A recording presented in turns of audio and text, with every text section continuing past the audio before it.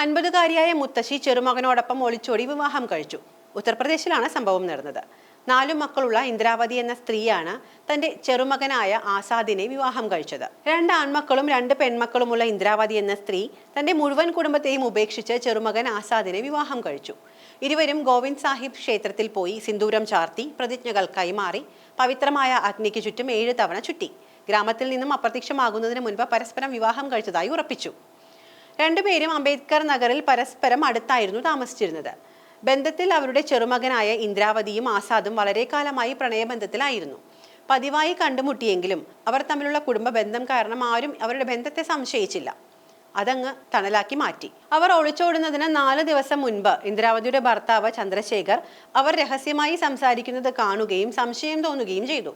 തുടർന്ന് ചോദ്യം ചെയ്തപ്പോൾ ഇരുവരും പ്രണയത്തെക്കുറിച്ച് സമ്മതിക്കുകയായിരുന്നു. അവരുടെ പ്രണയത്തെക്കുറിച്ച് അറിഞ്ഞപ്പോൾ അദ്ദേഹം അതിനെ ശക്തമായി എതിർക്കുകയും അവരെ വേർപിരിയാൻ പ്രേരിപ്പിക്കാൻ ശ്രമിക്കുകയും ചെയ്തു.